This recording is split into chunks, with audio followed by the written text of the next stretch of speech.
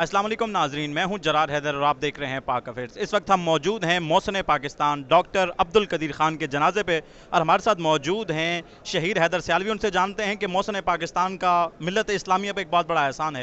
तो आप क्या कहना चाहेंगे डॉक्टर अब्दुल कदीर खान के बारे में? जब इनका ये एहसान हुआ और हम एटमी कुव्वत बने तो मोरक्को से लेके इंडोनेशिया तक जश्न मनाया गया। वो फ़लस्तीनी बच्चा जो कहता था नहनु अब्नाउल मुस्लिमीन व कुल्लु व सलाहुद्दीन, के हम सब मुसलमान हैं लेकिन हम सलाहुद्दीन अय्यूबी की औलाद हैं, वो बच्चा फिर कंकर उठा के इजरायली तोपों की तरफ देखने लगा और कहने लगा कि do not look at the stone in my hand, look at the atom bomb in Pakistan.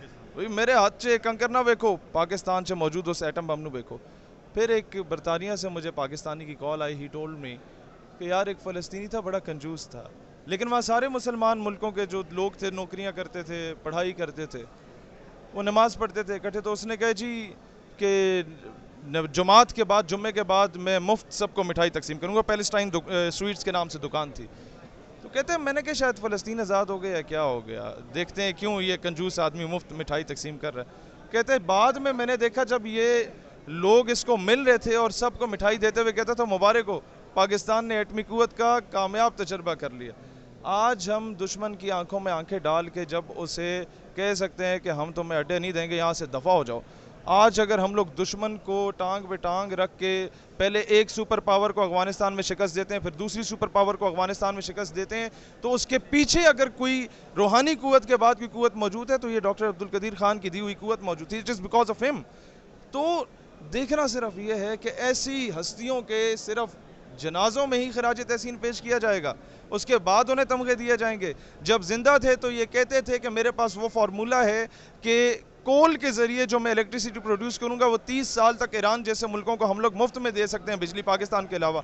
हमने तब यूटिलाइज़ क्यों नहीं किया इनको, तब इन्हें एक किस्म का घर के अंदर ही हाउस अरेस्ट क्यों किए रखा। हम एक मुर्दा परस्त कौम है, हम एक एहसान फरामोश कौम है। हमने अपने लीडर्स की, उनकी ज़िंदगी में कदर नहीं की। अगर करना शुरू हो जाते तो आज पाकिस्तान मजीद तरक्की कर चुका। शेर भाई, ये चीज़ हम सोशल मीडिया पे देख रहे हैं, सुबह से यही हो रहा है कि पूरी ज़िंदगी उनको फरामोश किया गया, उनको हाउस अरेस्ट रखा गया और तकरीबन 5-6 साल का जो अरसा था वो बहुत कैदोबंद की सोबतें होंगी, और आज उनके जनाजे को एजाज़ जो है, जो पाकिस्तानी एजाज़ है, उसके साथ दफनाया जा रहा है। तो क्या हम तमाम हीरोज़ को मरने के बाद ही सराएंगे? मुर्दा परस्त कौम है हम लोग। जब तक बंदा मर के कब्र तक नहीं जाता तब तक हम दिया नहीं जलाते, तब तक चादरें नहीं चढ़ाई जाती, तब तक उसको खराज तहसीन नहीं पेश किया जाता, तब तक उसके हाथ पाँव नहीं चूमे जाते।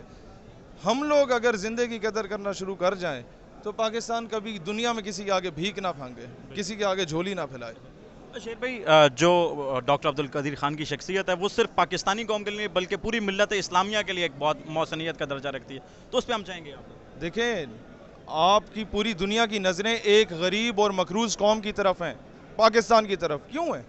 You are the only nuclear state in the entire Muslim world. कोई उल्टी हरकत करता है सऊदीया में जाके, अगर आपके खाना काबा को उन लोगों ने चारों तरफ से घेर लिया तो आपके एसएसजी ग्रुप्स जाके उन्हें छुड़वा के आते हैं। आपके आर्मेनिया के साथ जंग हुई अज़रबैजान की, तो वो पाकिस्तान के झंडे क्यों ले रहे आ रहे थे? कुछ तो था ना पीछे। और हम लोग हर दूसरे बंदे को जाके, अब अमेरिका आपसे जो कहता था डू मोर, अब वो आपसे कहता है आप हमारे साथ डबल गेम कर गए हो। इसका मतलब है उसके बावजूद वो हमें आंखें नहीं दिखा पा रहा। तो पीछे डॉक्टर एक्यू खान का ये एहसान था इस कौम पे, और फिर उसका जो इश्क था हुजूर अलैहिस्सलाम से कि उसने की थी कि मैं जिस कौम से ताल्लुक़ रखता हूँ उसमें दो चीज़ें नहीं हैं, एक कोई गद्दार नहीं है, दूसरा कोई कादियानी नहीं है। अच्छा, उनका हुब्बे रसूल का शहीर भाई बहुत ज़्यादा हमारे सामने आता है, और आज हम देख रहे हैं कि नारे भी लग रहे हैं ताजदार ख़त्म नबूवत के, और उनके अंदर जो ख़त्म नबूवत का जो पैगाम है, उनके अंदर जो ये पूरी पहचान है उसके मतलब, क्योंकि आपने उन्हें बहुत करीब से देखा है और चीज़ों को, तो उस पर क्या कहना चाहेंगे? कोई भी बंदा पाकिस्तान की खिदमत सिर्फ तब कर सकता है जब उसके दिल में इश्क मुस्तफ़ा की तड़प हो। उसकी वजह क्या है? क्योंकि ये मुल्क बना ही हुजूर अलैहिस्सलाम के सदक़े और तोफ़ैल है। दूसरी चीज़, जिस थर्ड क्लास आदमी को आपने उठा के नोबल प्राइज़ दे दिया, वो बंदा एक साबिक वज़ीर आज़म या सदर कहते, जब मैं अमेरिका में गया और अभी एटॉमिक पावर हम बने नहीं थे, तो किसी ने कहा कि तुम एटॉमिक पावर बन रहे हो। हमने कहा नो नो नो। उसने मॉडल से कपड़ा उठाया तो कहता मैं हक्का बक्का रह गया कि ये क्या हुआ। कहता मैं कमरे से बाहर निकला تو دروازے کے پیچھے ڈاکٹر عبدالسلام کو چھپا دیکھا تھا کہ وہ غداری کر گیا تھا. یہی وجہ تھی جو ڈاکٹر اے کیو خان نفرت کرتے تھے ایسے تمام غداروں سے اور کہتے تھے نہ میں کسی قادیانی کو پسند کرتا ہوں نہ کسی غدار کو پسند کرتا ہوں. کیا آپ یہ سمجھتے ہیں کہ جو آج ڈاکٹر عبدالقدیر خان کو جو اعزازی دفنایا جا رہا ہے اس کے بعد یہاں پہ ختم ہو جائے گی کہانی، یا ان کو مزید کسی چیز پہ، کیونکہ ہم زندگی میں ان کے کہتے رہے ان کو صدر پاکستان ہونا ان کے چاہیے؟ بچوں کو جو ہے وہ دے دیں گے، تمغہ دے دیں گے، قبر پہ آ کے پھول چڑھائے جائیں گے، بس احسان فراموش ہے. اور کیا زندہ ہوتے ہوئے آپ ان سے انرجی کرائسس کیوں نہیں ختم کروایا تھا آپ نے ان سے؟ زندہ ہوتے ہوئے وہ ایک مرتبہ کہتا کہ میں پاکستان کا قرضہ اتارنا چاہتا ہوں، اور حکومت اگر کہے تو حکومت یوٹیلائز کرتی، پوری امت جو ہے نا وہ لا کے اپنے زیورات ڈاکٹر اے کیو خان کے قدموں میں رکھ دیتی. لیکن ہم نے ان سے کام نہیں لیا، انہیں وہ گھر میں ہی پابند رکھا.